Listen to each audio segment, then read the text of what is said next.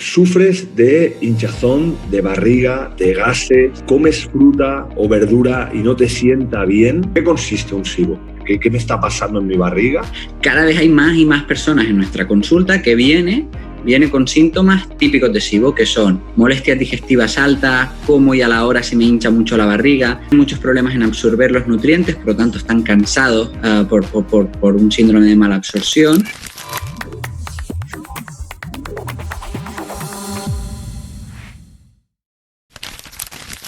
Bienvenidos y bienvenidas a Suplementa, comunidad de apasionados y apasionadas por la salud y el bienestar. En esta ocasión os traemos una interesante entrevista extraída del canal Rellano Rejaut, en la cual se entrevista a Néstor Sánchez, que es un divulgador y docente español que posee un máster en psiconeuroinmunología clínica y otro en biología humana. En esta entrevista podrás conocer cómo mejorar tu hinchazón y gases del sistema digestivo por un sobrecrecimiento bacteriano del intestino delgado, también conocido como SIBO. No te la pierdas.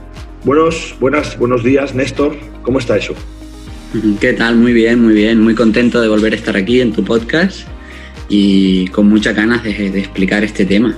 Cuéntanos, Néstor, ¿en qué consiste un SIBO? ¿Qué clínica, yo diría primero, qué clínica da para que la gente lo pueda entender? ¿Qué me está pasando en mi barriga? Y después veremos qué mecanismos de acción están por detrás. Perfecto, Carlos. O sea, la cuestión es que ¿por qué me gusta tanto hablar de este tema? Porque es verdad, tú lo apuntabas, cada vez hay más y más personas en nuestra consulta que viene con síntomas típicos de SIBO, que son molestias digestivas altas, como y a la hora se me hincha mucho la barriga, tengo muchos gases pero no los puedo expulsar, y principalmente mucho movimiento de la parte alta del aparato digestivo, incluso mal aliento. Eso es lo que principalmente te presenta el paciente, pero es que además esto se agrava, y ahora veremos por qué, porque normalmente estos pacientes, por tener tantos problemas en la parte alta del aparato digestivo, tienen muchos problemas en absorber los nutrientes, por lo tanto están cansados por un síndrome de mala absorción y, que ya lo has hablado tú en algún momento, un sobrecrecimiento bacteriano en el intestino delgado puede acabar causando un intestino permeable. La cuestión es que los pacientes vienen a la consulta diciendo: Néstor, yo me encuentro muy mal, tengo mucho disconfort digestivo y me he hecho todas las pruebas del mundo, las pruebas convencionales clásicos, me han etiquetado con lo que se llama un trastorno digestivo funcional, es decir, te pasa algo pero no te lo puedo diagnosticar de ninguna manera y no me ofrecen ninguna solución. Y es una barbaridad la gente que está así en estos momentos. Y por lo tanto, poner un poquito de luz en todas estas personas es algo que apetece mucho. Fantástico. A mí se me ocurre que también el diagnóstico clásico es el de colon irritable a veces también. Sí. Es un colon irritable, ¿no? Que tenemos que recordar de nuevo que cuando nos dicen colon irritable no deberíamos de conformarnos con eso, porque al final no deja de ser un síntoma. Tiene usted tos. Bueno, pero me interesa saber el por qué tengo esa tos, el por qué tengo esa irritabilidad en el intestino. Eso es una cosa. Y la otra, para acabar de completar lo que tú decías, es que además a esto se le une que cuando la persona va viendo que se va encontrando mal, dice, bueno, voy a comer mejor. ¿Y qué elige para comer mejor? Más fruta y más verdura. Y dice, hostia, es que ahora, aunque me quiera cuidar, aunque coma más fruta y verdura, que me estoy cuidando, lo que veo es que empeoro. Ya no sé qué hacer, estoy desesperado. Sí, efectivamente, porque además vienen y dicen, es que me sienta mejor comer un arroz blanco, una pasta blanca o un pollo a la plancha y poca cosa más. ¿Y eso por qué es? Vamos a definir primero lo que es el SIBO y así la gente entenderá muy bien por qué comer más fruta y verdura acaba sentándote mal en estos casos, aunque no quiere decir que lo tengas que evitar completamente, como veremos. Básicamente, el SIBO es una acumulación de bacterias en el intestino delgado. La famosa flora esta que tan de moda está y que tantos beneficios tiene cuando está en el lugar que le toca, si crece en un lugar donde tiene que haber pocas bacterias, aparece este síndrome. ¿Y por qué es importante esto? Porque, claro, nuestro cuerpo no quiere que las bacterias estén en el lugar donde van a llegar los alimentos. Primero vamos a absorber lo que nosotros necesitamos y dejaremos el resto en el intestino grueso para que lo utilicen nuestras bacterias y de hecho lo reaprovechen, ¿no?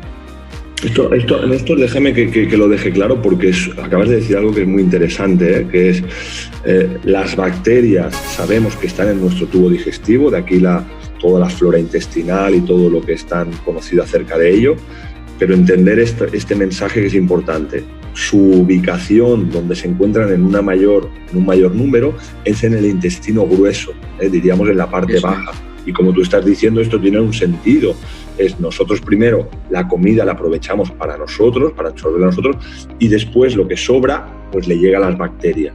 Pero se da en ocasiones, ¿no?, que estas bacterias, el sobrecrecimiento bacteriano sería definido porque estas bacterias están más en la parte alta, en un lugar donde no deberían de estar. Eso es. Y de hecho esto hace muchos años que ya se identifica. Bueno, primero un pequeño apunte con el tema porque has tocado un punto muy importante del intestino irritable, porque justamente uno de los autores que más publica sobre SIBO, que es Mark Pimentel, ha demostrado por primera vez, porque siempre se pensaba que el intestino irritable puede acabar provocando un SIBO, y él ha demostrado que puede ser al revés, que un SIBO, y estos son artículos bastante recientes, del 2016 adelante, un SIBO puede ser la causa originaria de un intestino irritable. Por lo tanto, una vez sabemos la causa, podemos tratarlo y erradicar algo que te han dicho muchas veces, te pueden haber dicho que es para toda la vida. Claro, está perfecto esto porque, vaya, ya habían apuntes, ¿no? Está muy bien la anotación sobre este autor tan reciente, pero ya habían cosas como ver que una alimentación baja en carbohidratos, la conocida FODMAPs, daba mejoría en el colon irritable. Sí. Pero está muy bien que pongamos, y a mí me parece con mucha coherencia, que se ponga en orden el primero, qué es el mecanismo de acción, y ese mecanismo de acción, que es ese crecimiento de bacterias, cómo acaba dando este síntoma que es el colon irritable. Y ahora después, conforme avancemos, lo que será interesante es saber, que eso es lo que también pues, es una información muy válida para todos nuestros oyentes y que los que estén sobre todo sufriendo este problema, es decir, vale, ¿y qué son aquellas cosas que me pueden acabar creando? ¿Por qué mis bacterias van para arriba? ¿No? Esto, bueno, ya llegaremos, Néstor. Sí. Eso es un poco, forma parte de lo que tenemos que ver, porque ¿qué está pasando en estos momentos? Está pasando algo muy curioso, que nos encontramos que en la clínica hay un desconocimiento total de este síndrome. Y en cambio, en los ámbitos de la gastroenterología está extremadamente de moda. Todo el mundo habla de SIBO. Y parece que ahora es un monstruo que lo engulle todo. Patologías endocrinas, patologías hormonales y, por supuesto, muchas patologías intestinales. Algunas cosas interesantes. Si nosotros miramos gente que no tiene clínica, si les hacemos el test diagnóstico propio para el SIBO, que luego si quieres explicamos cuál es, el 20% de sujetos sin clínica son diagnosticados de SIBO. Y, por ejemplo, aunque mucha gente se les trata y mejoran muchísimo, al cabo de un año el 50% ha recaído. ¿Y eso por qué? Porque no estábamos tratando la causa primaria, ¿no? Porque el SIBO normalmente se aborda, y esto es algo de lo que hablaremos aquí para que tengas mejor resultado, se aborda como tengo una bacteria, la mato, sin plantearte por qué han ido las bacterias al intestino delgado, que es lo que tú me preguntabas, ¿no? Entonces, ¿cuáles son los principales mecanismos de defensa que tiene el cuerpo para que esto no ocurra? Principalmente, producir jugo gástrico de una manera adecuada, tanto ácido clorhídrico como enzimas pancreáticas, como principalmente bilis. Estos tres jugos gástricos son extremadamente antibióticos, entonces ya generan un entorno en el intestino delgado que es poco agradable para las bacterias. Además, el intestino puede generar sustancias para protegerse de esta proliferación, principalmente inmunoglobulina A. Y por último, necesitamos que haya una integridad de la válvula que separa el intestino delgado del grueso, que se llama la válvula ileocecal. Son los 4 mecanismos típicos que tiene el cuerpo para protegerse.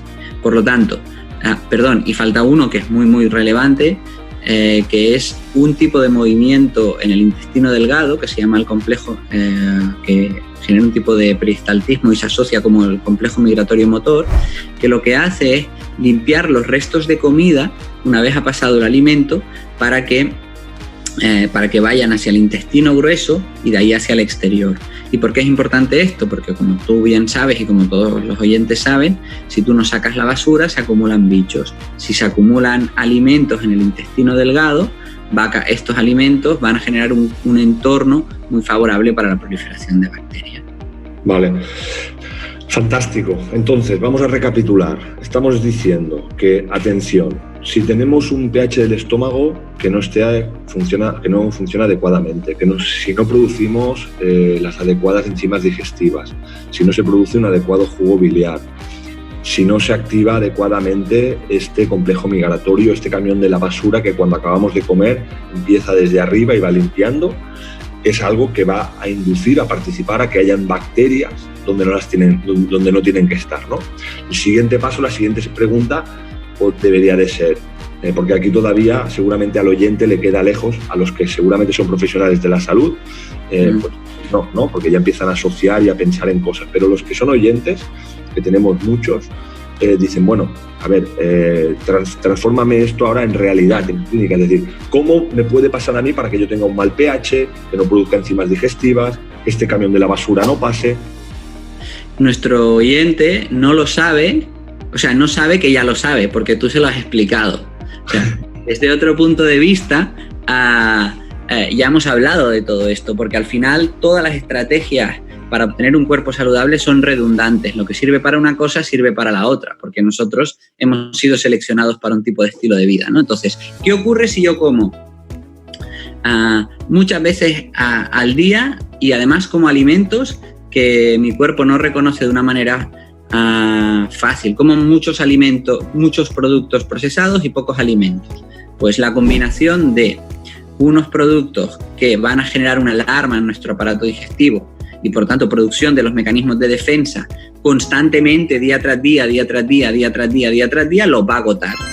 Segundo, si yo como muchas veces durante el día, ocurren dos cosas. Se agota mi función digestiva alta, se agota porque el aparato digestivo, vamos a decirlo de una manera resumida, o está trabajando o se está recuperando de la digestión. Entonces, si tú todo el día la haces trabajar, pues llegará un momento en que se agota. Y tercero, este movimiento que te decía de limpiar la basura solo ocurre cuando no estoy comiendo, por lo tanto, y tiene una duración de 4 horas para generar esta limpieza. Entonces, si yo no doy unas ventanas de oportunidad a este sistema de al menos 4 horas, básicamente no voy a generar una limpieza, voy acumulando residuos y voy agotando mis sistemas de defensa, generando el contexto adecuado para que se desarrollen estas bacterias. Está muy bien, muy bien. Efectivamente, ya hemos hablado en otros podcasts del concepto de hipocloridria. Al final, es el hecho de decir, cuando yo me siento a comer y estoy comiendo sin hambre, porque hace 2 horas que he comido, eso es el estímulo perfecto para que tú estés comiendo sin que tu estómago esté preparado. Por lo tanto, si no tienes esa acidez en el estómago, ya no ejercerá este papel de protección. Por lo tanto, ¿qué tenemos? Comer muy frecuentemente. ¿Cómo vamos a comer muy frecuentemente? Sobre todo cuando metemos productos más densos, más procesados, que generan un pico de azúcar y que hace que a las 2 horas queramos volver a comer.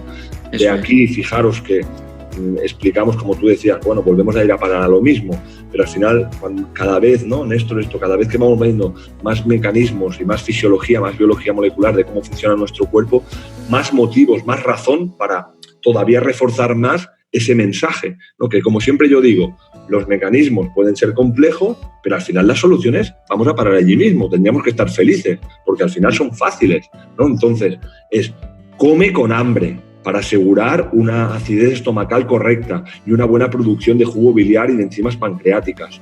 Después, come alimentos, porque también está identificado como los productos procesados generan esta respuesta inflamatoria en el tubo digestivo y generan también una alteración que también va a dar lugar a este sobrecrecimiento bacteriano. Y espacia tus comidas, que esto no tiene que ser nada difícil, al contrario, cuando tú comes con hambre y comes alimentos con grasa de calidad y carbohidratos poco densos, es que es lo que te apetece, espaciar las comidas. Y el permitir espaciar las comidas, como decía Néstor, permites que este camión de la basura pueda actuar. Porque este camión de la basura, como decías, al final no sirve que tengamos 2 horas. En 2 horas no ha hecho la faena. Necesitamos mínimo 4. Y si puede ser un poco más, todavía mejor. Entonces, claro, viendo estos mecanismos es cuando nosotros nos ponemos a hablar, entendemos cómo hay un porcentaje tan elevado de personas que sufren un sobrecrecimiento bacteriano, porque es tan y tan fácil. Creo que también, Néstor, vale la pena recordar, ya que estamos aquí, como un componente de estrés para que también la gente lo incorpore en este mecanismo. Es decir, hemos hablado de estos puramente a nivel más de tubo digestivo, pero el estrés también es algo que va a inducir a una hipocloridria. Tengo mucho estrés y como y tengo una digestión pesada o lenta, porque no te puedes seguir un león y ponerte a comer. Nuestro cuerpo no está diseñado para eso, no espera que en ese contexto te pongas a comer. Entonces, el estrés también por detrás de una deficiencia de jugo gástrico y del SIBO. Y después había una cosa más que, lógicamente, es todo el uso de los antiácidos, ¿no? De los mal llamados antiácidos estomacales, que eso también, en otro momento podríamos dedicar un podcast a este tema, al tema de la hipocloridria como tal, y cómo, paradójicamente, tengo poco jugo gástrico, pero tengo ardor. Pero al final, claro, sí, recurrentemente, que de hecho yo ya he empezado a ver notas del Departamento de Salud en el cual recomiendan a los pacientes, en la medida de lo posible, ir reduciendo el uso de este medicamento, porque están viendo que tiene un efecto en la deficiencia de absorción de nutrientes, pues como calcio, como otros minerales, como B12, como hierro, y tiene una repercusión pues claramente asociado a en este caso, la descalcificación, por ejemplo. En fin, que yo creo que no sé si me he dejado algo como cosas que deben de saber los oyentes. Sí, saber que en cuanto a mecanismos, están estos, efectivamente está el estrés, también se asocia, y es verdad, una autopista para perder tus mecanismos de protección de las bacterias es tomar un inhibidor de la producción de ácido, así de claro. Y realmente ha habido una transformación silente, es decir, hay los datos son tan potentes, algo que ya el organismo más conservador del mundo, que es la Food and Drug Association, ya ha dicho que hay que recomendar que los médicos empiecen a recomendar de dejar de usarlo, que claro, entonces esto está generando un cambio de paradigma muy interesante. ¿Qué más cosas? La diabetes, tanto la 1 como la 2, se asocia a un SIBO, el uso excesivo de antibióticos también son causas que pueden estar por ahí, claro, malmetiendo o alterando la función, la distribución de las bacterias saludables y generando una alteración de la flora que acaba subiendo para arriba, alterando el pH, abriendo la válvula ileocecal y subiendo abriendo la compuerta entre el intestino grueso y el delgado y subiendo las bacterias para arriba. Muy bien. Las cosas, entonces, una vez entendemos qué es el SIBO y qué lo causa, vamos a entender también por qué me sientan mal las frutas y las verduras. ¿Qué tienen esos alimentos? Lo que tienen son carbohidratos de muy rápida fermentación, es decir, que las bacterias van a poder utilizar con mucha facilidad. Entonces, eso es la famosa fibra que también van a alimentar a las bacterias del intestino grueso, y allí nos encanta porque lo va a transformar en sustancias que mi cuerpo va a poder utilizar. Pero en el intestino delgado lo fermenta eso muchísimo, generando esta distensión típica que te da a las 3/4 de hora, a la hora después de comer, y este disconfort. ¿Por qué tanto disconfort? Porque al estar tan arriba, esos gases, además, no los puedo expulsar. Y es muy, muy molesto para la gente que lo sufre. ¿Vale? Claro. Entonces, el hecho de que no es que la fruta y la verdura a ti particularmente te siente mal, sino que tienes unas bacterias que están pudriendo la verdura demasiado pronto, y ahí sí que te molesta. Entonces, no es un tema de intolerancia a la fruta y a la verdura, sino de solucionar aquello que te está pudriendo la fruta y la verdura. Esto me vienen a la cabeza cosas que los pacientes dicen, ¿no? La mítica, después de comer no va bien comer, después de la comida no va bien comer fruta. Y ahí yo siempre digo, si tu tubo digestivo no funciona bien, te va a fermentar, pero deberías de poderla comer y sería una buena señal que tu tubo digestivo está sano, ¿no? Entonces esto debería de ser así. Bien, me venía otra cosa a la cabeza que se me ha olvidado diciendo esta, pero bueno, esto es una cosa muy típica, ¿no? Lo de la fruta después de comer. No debería de pasar nada. Si yo tengo un tubo digestivo que está funcionando adecuadamente, por lo tanto, esta era la otra, la intolerancia a la fructosa. Vayamos a diferenciar entre lo que es una intolerancia a la lactosa o una intolerancia a la fructosa. Es decir, cuando tú tienes una intolerancia a la lactosa es algo fisiológico. Es decir, nosotros la lactasa la tenemos en la vida temprana para poder digerir lactosa de la leche materna, pero en la vida adulta, conforme crecemos, esa enzima la dejamos de producir. Y en los casos que se produzca una mutación, entonces podremos continuar digeriéndole. Por lo tanto, lo raro es poder digerir lactosa en la vida adulta. Entonces, primera cosa, cuando a alguien le diga, tienes intolerancia a la lactosa, que no se ponga triste, que diga, es lo normal, no te preocupes. Diferenciémoslo de una intolerancia a la fructosa, ahí es donde quería llegar a parar, porque esta es totalmente funcional, no es como lo de la lactosa, que ya es definitivo y es lo que hay y es lo normal. En una intolerancia a la fructosa es algo funcional que tiene que ver con el estado de tu tubo digestivo. Por lo tanto, en esos momentos tú no estás pudiendo digerir este tipo de carbohidratos que cita Néstor, pero si resuelves y mejoras tu tubo digestivo, a medio o largo plazo podrás volver a reincorporar la introducción de estos alimentos. A no ser que tengas un polimorfismo raro, que es mucho menos habitual de lo que la gente se encuentra normalmente, ¿no? Dice, no, siempre me ha sentado bien, pero de golpe ya no me sienta bien. Vale, pues algo ha pasado en tu tubo digestivo, ¿no? Porque exacto. Eso es lo habitual, ¿no? Que yo hasta un cierto punto, ¿no? Decías, hasta un cierto punto me va bien y de golpe me deja de ir bien, ¿no? Sí. Es lo más habitual. Entonces, a partir de aquí, ¿qué cosas novedosas hay y que es brutal y que abre todo un campo que va a ser divertidísimo, que nos va a asegurar muchísima diversión? Pues básicamente que estamos englobando demasiadas cosas en un mismo nombre. Recordad, a todo esto del sobrecrecimiento bacteriano del intestino delgado, en inglés Small Intestinal Bacterial Overgrowth, que se agrupa como SIBO, ahora hemos descubierto que no siempre los microorganismos que proliferan son bacterias, sino que en algunos casos son otro tipo de microorganismos que se llaman arqueas, que es un tipo de organismo completamente diferente. O sea, nosotros somos eucariotas, están las bacterias, están los procariotas, que son estas arqueas. Da igual, seguramente la gente lo habrá oído en la tele cuando dicen, hemos encontrado un bicho que es capaz de vivir en la lava de los volcanes. Eso es una arquea. O hemos encontrado un bicho que es capaz de vivir en el polo antártico de no sé qué. Probablemente sea una arquea. Pero ahora hemos visto también que esos bichos viven en nuestro aparato digestivo y cumplen su función. ¿Y cómo lo diferenciamos? Y para esto vamos a ver si me sé explicar bien. En general, para diagnosticar este síndrome del sobrecrecimiento bacteriano, aunque ahora no siempre será bacteriano, utilizamos una prueba de provocación que se llama. Damos un carbohidrato de rápida fermentación, normalmente lactulosa, y medimos el grado de fermentación que hace el paciente, cuánto gas expulsa por boca. Es un test de gases expirados. Pues se pueden ver dos tipos de gases, o bien hidrógeno o bien metano. Pues ahora sabemos que casi siempre que vemos hidrógeno se trata de una bacteria, casi siempre que vemos metano se trata de una arquea.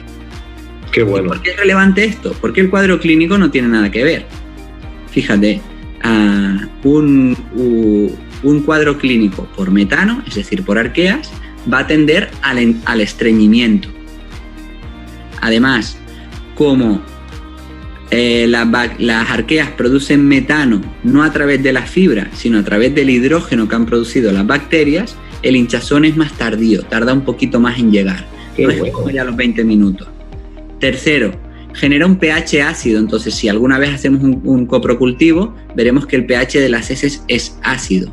Y cuarto, ha habido una asociación muy clara, cuarto y quinto porque hay una asociación muy clara entre exceso de arqueas y obesidad, porque las arqueas son expertas en extraer calorías de los alimentos. Y 5, tiene que ver con periodontitis. Entonces, ya sabíamos que el SIBO tenía que ver con periodontitis, pero cuando hay periodontitis probablemente tiene que ver con metano. Y de todo esto, ¿qué es lo más relevante? Que ahora sabemos que el metano te produce estreñimiento. ¿Cuánta gente hay con estreñimiento que no se soluciona y que lo único que hace es tomar laxantes? Pues trata tu metano. Fantástico. Trata tu metano. Ese es el highlight del podcast. Sí, probablemente. Trata tu metano. Por otro lado, cuando tienes hidrógeno, todo lo contrario. Tienes diarrea, tienes una hinchazón postprandial, es decir, al poco de comer, muy rápida.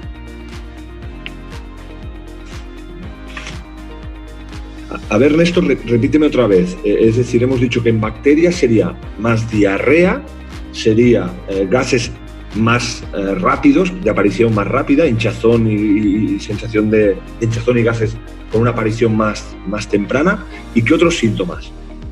También tendremos, en este caso, si hacemos un test de heces, un pH normal y, por último, una tendencia a la delgadez, que eso es algo que vemos, ¿no? Vemos pacientes súper delgados, típicos del síndrome de malabsorción, de que no absorbo lo que como porque se lo comen mis bacterias. Luego pacientes que tienden a la obesidad y a los dos nos metíamos, digo, ¿qué pacientes más diferentes? Y a los dos les decimos que tienen SIBO. Qué cosa más rara, ¿no? Pues es que unos son por bacterias y otros por arqueas. Y esto, claro, fíjate, ya está cambiando el tratamiento una barbaridad. Por ejemplo, hasta ahora el tratamiento médico convencional es el uso de un medicamento que se llama rifaximina, pero cuando encontrábamos metano en el test de gases expirados, solo tenía una efectividad del 50%. En cambio, al identificar que es otro tipo de patógeno, si lo combinamos ahora con otro medicamento que se llama neomicina, la efectividad del 85%. En cuanto al abordaje botánico, que muchas veces ya se ha visto que tiene una efectividad mayor que los propios antibióticos artificiales. ¿Y eso por qué? Porque una planta tiene muchos principios activos a la vez, aborda a muchas bacterias, a muchos microorganismos, y porque hacemos siempre un abordaje sinérgico, lo que hace que los microorganismos se puedan adaptar menos. Aún no hay suficientes estudios para poder ver cuál es el tratamiento óptimo para tratar un SIBO por metano, pero sí que hay algunos factores a tener en cuenta. Se ha visto que el orégano, el neem... ¿El que has dicho, el segundo, cuál es? El orégano, una planta que se llama neem, sí. N-E-E-M. El ajo es uno de los más estudiados. Y la berberina son sustancias antimetanogénicas. Y sobre todo, una de las cosas más importantes, si hay algún factor endógeno con capacidad de disminuir la producción de metano, es la producción de bilis. Entonces, si yo veo que tengo un SIBO por estreñimiento, la clave va a ser que yo ayude a mi paciente o que me ayude a mí mismo a producir bilis. ¿Y cómo lo hago eso? Tomando un estímulo de producción de bilis, que es tomar un poquito de grasa. Entonces, si yo añado una cucharada de aceite de oliva o de aceite de coco antes de cada comida, estoy generando una producción de bilis que en el momento más susceptible que tiene este microorganismo, que es cuando él está comiendo, le meto una hostia produciendo bilis. Entonces, otra de las cosas que tiene la bilis es que por sí misma acelera el peristaltismo intestinal. Entonces es un 2x1. Te mata las arqueas, te disminuye o un 3x1, te disminuye el metano y te facilita el estreñimiento, te ayuda a combatir el estreñimiento. Entonces, esta sería una de las claves. Muy, muy, muy bien. Vale, entonces, para poder ir un poco cerrando a dónde vamos, hemos citado antes lo de la prueba, el test de hidrógeno expirado, el hidrógeno y metano, el test de aspiración de gases, sí. Y el caso es, para no complicar la existencia ahora o para simplificar lo máximo posible, que el mensaje sea sencillo para los oyentes, es decir, si tú eres alguien que está sufriendo estos síntomas que hemos descrito, el primer paso que tú puedes hacer ya es lo que ya hemos citado anteriormente como soluciones. Vamos, antes de cerrar, dos pequeñitas cosas y nos ponemos con el tratamiento definitivo, ¿te parece? Fantástico, sí. Vale. Entonces, dos cosas que os quería decir. El tema de las recaídas, ¿no? De que la gente recae mucho. Toda la literatura está muy de acuerdo que eso tiene que ver con una afectación del Migrating Motor Complex que ya hemos avanzado. Entonces, hay dos situaciones en las que esto puede pasar. Bien por una alteración funcional, es decir, estás comiendo demasiadas veces al día, así de fácil y así de común. Y por otro lado, hablan mucho de que has consumido algún neurotóxico, ¿vale? Entonces, que has tenido una infección previa que ha generado un daño en los nervios de tu intestino que hace que el complejo migratorio motor no vaya bien. Y esto no es tan habitual, pero sí que me gusta resaltarlo porque sí que te puedes encontrar el típico paciente que decía, yo tenía un estómago de hierro, me fui a la India, me cogí unas diarreas, las diarreas se me solucionaron, pero desde ese día mi estómago no ha vuelto a ser el mismo. Qué ¿vale? bueno. Patapam. Ahí lo que ha pasado es que ha habido un neurotóxico que ha dañado a tu sistema nervioso y que te está impidiendo afectar a que tengas un buen mecanismo de limpieza.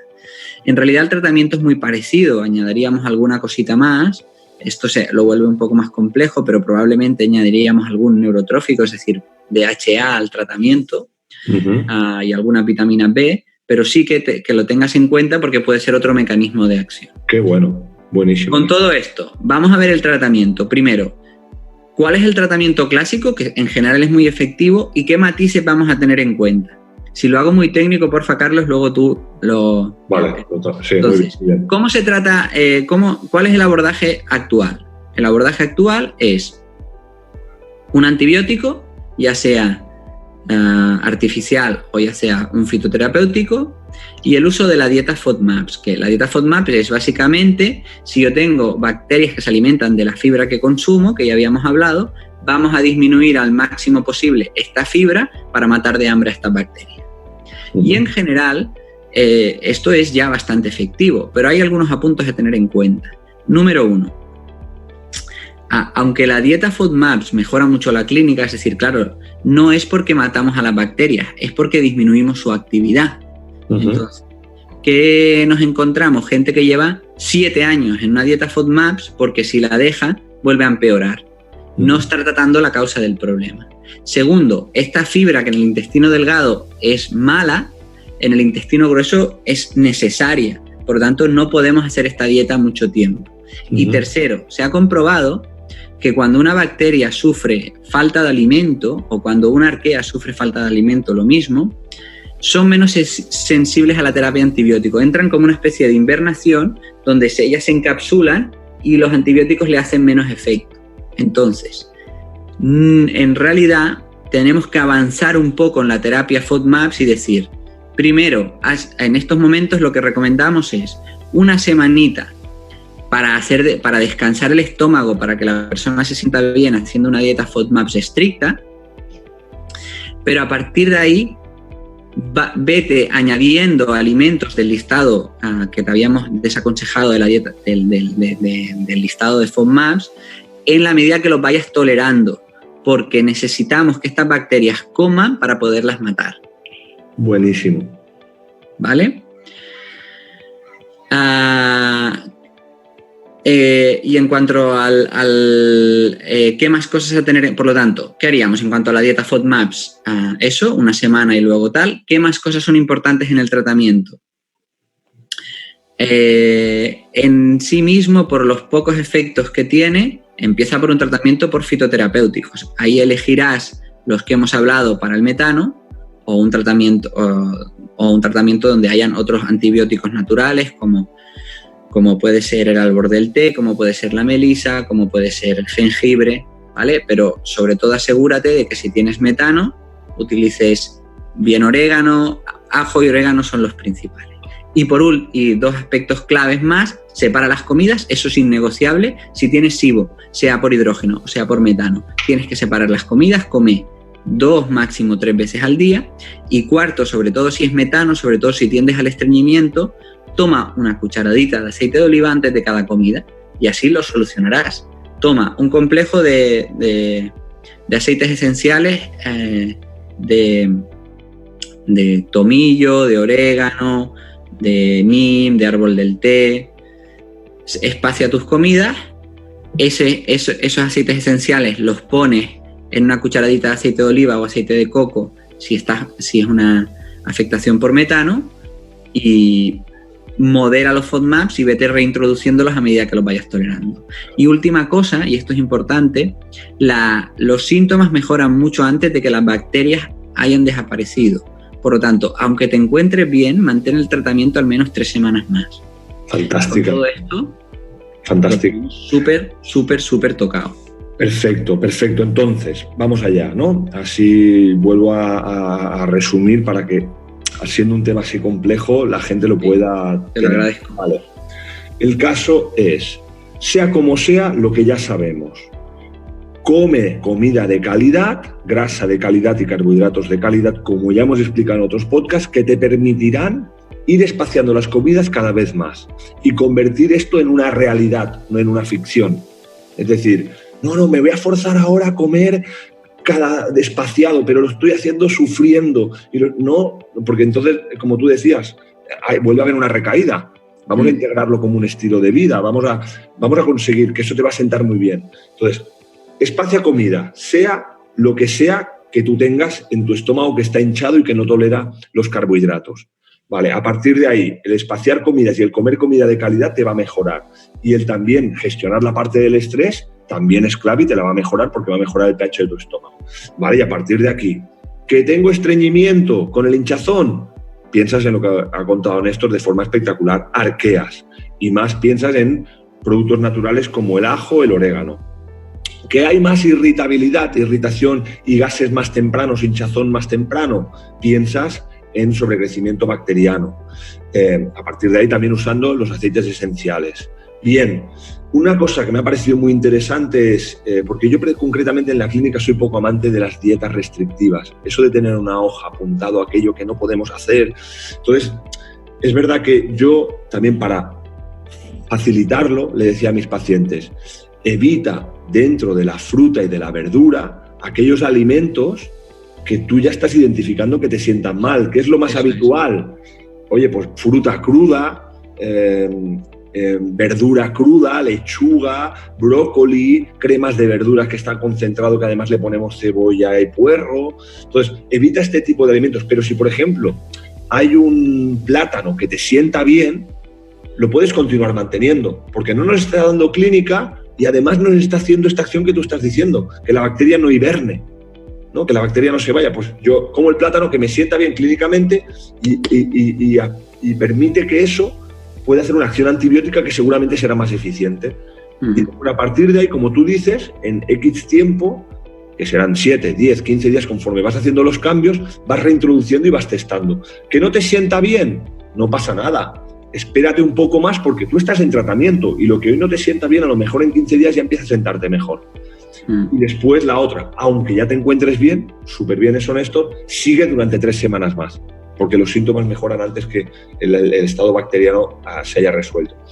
Y quiero decir que después, a partir de aquí, test como los que hemos hablado, pues es algo que nosotros en el posgrado, experto en psiconeuroinmunología clínica, pues nos adentramos en ello, en el terreno profesional, pero para los que nos están escuchando, que no son profesionales, no penséis en ese test, es trabajar esto para empezar. Y si no, después a partir de ahí acudir a un profesional que ya os dirá cómo tenéis que actuar ante el test o con tratamientos químicos en forma de antibióticos de forma más específica. Pero tenéis un gran campo de trabajo que podéis empezar desde ya con lo que acabáis de escuchar. Incluso antes de ir a ningún profesional, estos cambios ya lo podéis ir aplicando. Sí, totalmente. Añadir, recordar el tema de estimular la producción de bilis, sobre todo si hay estreñimiento. Y luego, claro, hay matices, pero que estamos hablando del 10% de la población. Para el 80% restante con esto tiene, ¿no? Por ejemplo, las IgAs bajan por una infección concurrente. Entonces, si hay un parásito, sí, hasta que no solucionas el parásito, no mejoras esta otra. Eso sería de terapeuta, que está muy bien y que también hay esos casos en los que tú dices, ya, tiene un cuadro adhesivo, pero después yo me he encontrado que realmente el test que estábamos hablando era negativo y había un parásito. Y era el parásito que estaba provocando esto, por las IgAs bajas. O sea que, pero eso sí que es como sería el 10 o 20%, pero estamos de acuerdo que nosotros en clínica, 8 de cada 10 pacientes que te puedan venir, con esto que estamos diciendo, generan un cambio espectacular. Totalmente.